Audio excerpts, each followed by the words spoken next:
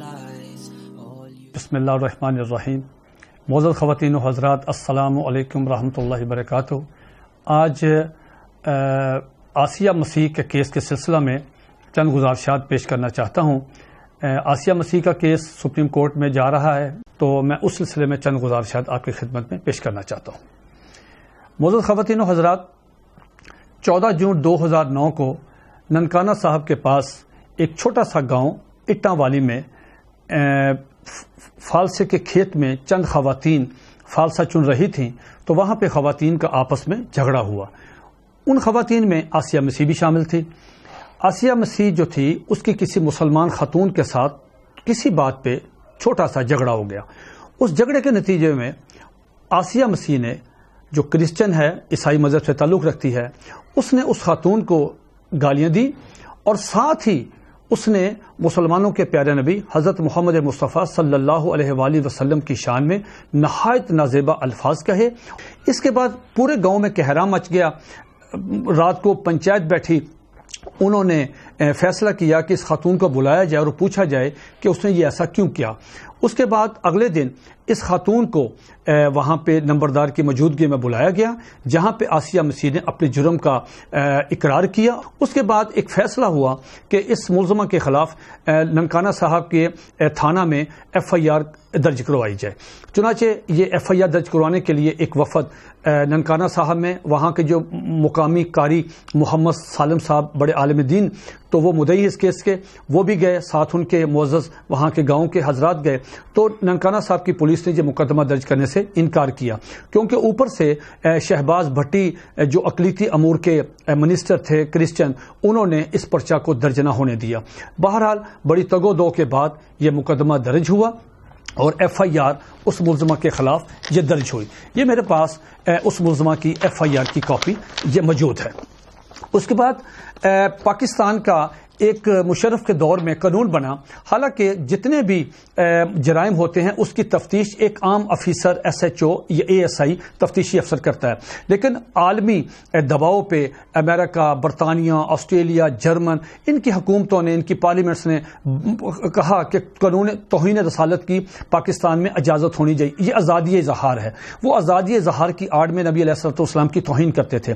چنانچہ مشرف دور میں انہوں نے اس کیس کو مشکل اس کا پروسیجر مشکل. پہلے تو یہ کہا گیا کہ DC کی اجازت چاہیے، ڈپٹی کمشنر اجازت دے گا تو کیس درج ہوگا. پھر یہ کہا گیا کہ جب یہ کیس رجسٹرڈ ہو جائے، اس کی تفتیش کوئی عام ASI SHO نہیں کرے گا، بلکہ کون کرے گا؟ SP لیول کا کرے گا. چنانچہ یہ مشرف صاحب کے دور میں یہ میرے پاس مجموعہ ضابطہ فوجداری ہے، کریمنل پروسیجر. تو اس میں کہا گیا کہ دفعہ 156 کے تحت 295C قانون توہین رسالت، کوئی شخص بھی اگر نبی علیہ الصلوۃ والسلام کی شان میں توہین کرتا ہے تو تعزیرات پاکستان کی دفعہ 295C کے تحت اس کے خلاف مقدمہ درج ہوتا ہے. چنانچہ اس خاتون نے چونکہ توہین رسالت کا ارتکاب کیا، اس کے خلاف تعزیرات پاکستان کی 295C کے تحت پرچہ درج ہوا. اس کے بعد قانون کے مطابق اس کیس کی تفتیش ایک SP صاحب سید محمد امین بخاری شاہ صاحب نے کی. آپ میری بات سن کے حیران بھی ہوں گے، خوش ہوں گے کہ آپ پتہ بھی کروا سکتے ہیں کہ پورے پاکستان میں جتنے SP حضرات، میں پورے پاکستان، پنجاب کی بات نہیں کر رہا، پورے پاکستان کی بات کر رہا ہوں، یہ SP صاحب کا شمار ان لوگوں میں ہوتا ہے جن کے متعلق مکمل رپورٹ ہے کہ یہ انتہائی غیر جانبدار، انتہائی نفیس، انتہائی شریف، اور کوئی سفارش نہیں مانگتے اور میرٹ پہ فیصلہ کرتے ہیں اور کسی قسم کا دباؤ قبول نہیں کرتے اور ایماندار ہیں. چنانچہ یہ شیخوپورہ میں SP تھے. SP صاحب کو حکم دیا گیا کہ جناب آپ اس کیس کی تفتیش کریں. SP صاحب نے باقاعدہ مجسٹریٹ درجہ 30 سے اس کی اپروول لی. اپروول لینے کے بعد انہوں نے اپنا لیڈیز کانسٹیبلز لی. لیڈیز کانسٹیبل کی موجودگی میں یہ گئے شیخوپورہ کی جیل میں. شیخوپورہ جیل میں جا کے انہوں نے آسیہ مسیح ملزمہ جو ہے اس سے یہ تفتیش کی. اس میں سید محمد امین بخاری SP صاحب جو ہیں وہ اپنی رپورٹ میں یہ کہتے ہیں کہ میرے سامنے جب میں نے سوالات کیے تو میرے سامنے ملزمہ نے، آسیہ مسیح نے کنفیس کیا ہے. کنفیس کیا ہے اور کہا ہے، اعتراف کیا اور کہا کہ صاحب میں نے یہ توہین کیا. چنانچہ ایس پی صاحب نے یہ رپورٹ جو ہے یہ سیشن کورٹ کی عدالت میں جمع کروائی.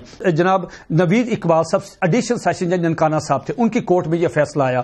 ملزمہ کی طرف سے چوٹی کے میں ٹائم تھوڑا ہے، چوٹی کے 7 وکلا سپریم کورٹ کے وہ پیش ہوئے، اور ادھر مسلمانوں کی طرف سے بھی ایک آدھ وکیل پیش ہوا. اس کے بعد کیا ہوا، 1.5 سال یہ کیس چلتا رہا. میں آپ حضرات کی معلومات کے لیے عرض کروں، اس پورے پروسیس میں توہین رسالت کا واقعہ ہونے سے لے کے سیشن کورٹ کے فیصلہ تک پورے ننکانہ صاحب میں کوئی جلوس، کوئی جلسہ، کوئی پریس کانفرنس، کسی قسم کی لا اینڈ آرڈر کی کوئی صورتحال نہیں ہوئی. بالکل عدالت نے، تفتیشی افسروں نے اپنا پورا آزادانہ غیر جانبدار ہو کے اس کیس کو ڈیل کیا. گواہ پیش ہوئے استغاثہ کی طرف سے، دوسری طرف صفائی کی طرف سے. اس ملزمہ نے سیشن کورٹ کی عدالت میں، نوید اقبال صاحب کی کورٹ میں ان نے کنفیس کیا، اعتراف کیا. ایک اعتراف کیا اس نے جناب امین بخاری ایس پی صاحب کے سامنے، ایک کیا ایڈیشنل سیشن جج کی عدالت میں کہ جناب میں نے یہ واقعتاً توہین کیا. اس کے نتیجے میں جناب سیشن جج صاحب نے جو ہے اس کو 8 نومبر 2010 کو سزائے موت سنائی. سزائے موت سنانے کے بعد اس خاتون کو ننکانہ صاحب سے شیخ پورہ جیل شفٹ کر دیا گیا. وہ پھر آپ نے واقعہ سنا ہوگا کہ اس کے لیے پھر لاہور سے سلمان تسیح جو گورنر تھے وہ شیخ پورہ جیل میں آئے، خصوصی پروٹوکول دیا. وہاں پہ انہوں نے کہا سلمان تسیح نے کہ صاحب یہ خاتون جو ہے بے گناہ ہے، غلط فیصلہ ہوا ہے. اگر غلط فیصلہ ہوا تھا تو آپ نے سیشن کورٹ کے خلاف ریفرنس کیوں نہیں دائر کیا؟ آپ نے ایس پی امین بخاری صاحب کے خلاف کیوں نہیں کارروائی کی؟ جب ایک قانون پورا قانون آ گیا کہ ایس پی صاحب کہتے ہیں کہ میرے سامنے کنفیس کیا، سیشن کورٹ کہتا ہے میرے سامنے فیصلہ کیا، میرے سامنے کنفیشن کیا، اور یہ فیصلہ آ گیا. اس کے بعد کیا ہوا؟ اس کے بعد 2-3 سال بعد انہوں نے اپیل کر دی ہائی کورٹ میں، یہ آسیہ مسیح نے. اس کے بعد ہائی کورٹ کے 2 معزز جج صاحبان جناب جسٹس سید شہباز علی رضوی صاحب اور جناب جسٹس محمد انوار الحق صاحب نے، یہ میرے پاس ہائی کورٹ کا فیصلہ. ہائی کورٹ نے دونوں طرف سے سنا، پوری فائل کا بڑی تحقیق کے ساتھ، بڑی دقیق نظری سے اس کا مطالعہ کیا، اور دونوں جج صاحب اس فیصلے پہ پہنچے کہ واقعتاً اس خاتون نے توہین رسالت کی مرتکب ہوئی ہے. معزز جج صاحبان نے اس فیصلے کے صفحہ اپنا وہ پیرا نمبر 17 یعنی 17 نمبر پیرا میں یہ لکھا کہ اس خاتون نے سیشن کورٹ کے سامنے کنفیس کیا اور سید محمد امین بخاری ایس پی کے سامنے کنفیس کیا، اور اس کے بعد اس نے پورے گاؤں کے سامنے کنفیس کیا. لہذا عدالتوں کی اپنا گواہوں کی موجودگی میں اور اس میں میرٹ پہ جو فیصلہ سیشن کورٹ نے کیا، ہم اس کی سزائے موت بحال رکھتے ہیں. اب معزز خواتین و حضرات، میری درخواست صرف اتنی ہے کہ پاکستان میں آئین ہے، قانون ہے، 295C ایک قانون ہے. قانون کے مطابق اس کو سزا دی. کوئی آدمی ثابت کر دے کہ پورے پاکستان میں آسیہ مسیح کے خلاف کوئی جلسہ، کوئی جلوس، کوئی پریس کانفرنس، کوئی دباؤ کسی قسم کا نہیں، دونوں عدالتوں نے آزادانہ طور پہ اس کے خلاف فیصلہ سنایا. اب فیصلہ چلا گیا ہے سپریم کورٹ. ہمیں ڈر ہے کہ حکومت پہ بہت زیادہ دباؤ ہے. کس کا؟ برطانیہ کا، امریکہ کا. وہ یورپی پارلیمنٹ کے یونین کے لوگ آ کے اسلام آباد بیٹھے ہوئے ہیں. وہ بار بار اخبارات میں خبریں آ رہی ہیں، وہ کہہ رہے ہیں کہ آسیہ مسیح کو پھانسی نہیں ہونی چاہیے. وہ دباؤ ڈال رہے ہیں، وہ اس کو رہا کروا کے اسی دن باہر لے جانا چاہتے ہیں. جلوس نکل رہے ہیں اس کی رہائی کے لیے. ابھی کل پرسوں کی بات ہے کہ اسلام آباد کی سڑکوں پہ سزائے موت کے خلاف جلوس نکلا ہے، جس کی کڑیاں اس خاتون کے ساتھ ملتی ہیں.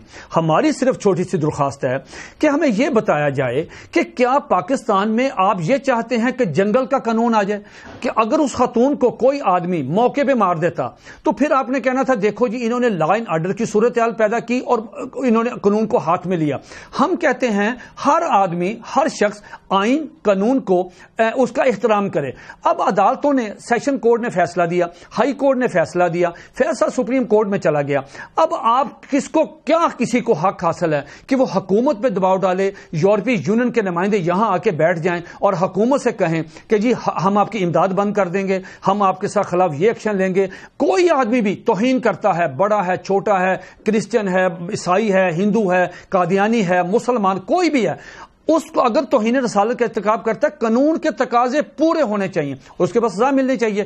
ہم سمجھتے ہیں، ہمارے تحفظات ہیں کہ یہ دباؤ کے نتیجے میں حکومت پہ دباؤ ڈال رہے ہیں اور غیر اخلاقی دباؤ ڈال رہے ہیں، ہماری عدالتوں کو دباؤ ڈال رہے ہیں، جس کا ہمیں خدشہ ہے کہ غیر ممالک کے جتنا دباؤ ہے، ہو سکتا ہے یہ آسیہ مسیح کو چھڑا کے لے جائیں اور اس کو باہر لے جائیں اور اس کے بعد دنیا کو تماشا دکھائیں. اس سے گستاخان رسول کی حوصلہ افزائی ہوتی ہے. وہ گستاخ رسول کہتا ہے کہ میں نبی علیہ الصلوۃ مسلمانوں کے نبی علیہ الصلوۃ والسلام کی توہین کروں گا، مجھے یورپ سے پیسہ ملے گا، یورپ سے ویزا ملے گا، اور میں پھر عدالتوں سے اگر مجھے سزائے موت بھی ہو جاتی ہے، پھر آخر میں رہا ہو جاؤں گا اور مجھے VIP پروٹوکول دے کے مجھے باہر کی شہریت مل جائے گی.